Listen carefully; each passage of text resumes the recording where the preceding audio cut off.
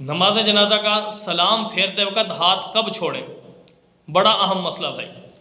بعض ہم دیکھتے ہیں جب جنازہ پڑھتے ہیں تو بعض کیا کرتے ہیں، ہاتھ باندھے ہوئے ہیں، امام جب کہے گا نا السلام علیکم ورحمۃ اللہ تو ایک ہاتھ چھوڑ دیا، ٹھیک ہے، اور جب امام السلام علیکم ورحمۃ اللہ کہے گا تو اس کے بعد دوسرا ہاتھ چھوڑ دیا، ٹھیک ہے، اور بعض ہوتے ہیں بھائی پہلے ہی دونوں ہاتھ چھوڑ دیے، اس کے بعد کیا کر رہے ہیں، پھر سلام پھیر رہے ہیں، بعض یہ کہ دونوں طرف سلام پھرنے کے بعد ہاتھ چھوڑ رہے ہیں۔ تو صحیح طریقہ کیا ہے؟ تو صحیح طریقہ سمجھ لیں، جیسے السلام علیکم کہنا یہ اللہ کی عبادت ہے، اللہ کا نام ہے، اللہ کا ذکر ہے، تو جیسے اللہ کی عبادت کے لیے ادب یہ ہے کہ ہاتھ بندھے ہوئے ہوں، ٹھیک ہے، تو پہلا سلام بھی اللہ کا نام ہے، اس کے لیے ادب ہے ہاتھ بندھے ہوں، تو دوسرا سلام جب پھیرنا ہے تو وہ بھی تو اللہ کا نام ہی ہے، تو جب السلام علیکم ورحمۃ اللہ کہنا ہے تو اس وقت بھی کیا کرنا ہے، آپ نے یہی کرنا ہے کہ بھئی دونوں ہاتھ بندھے ہوں۔ زیادہ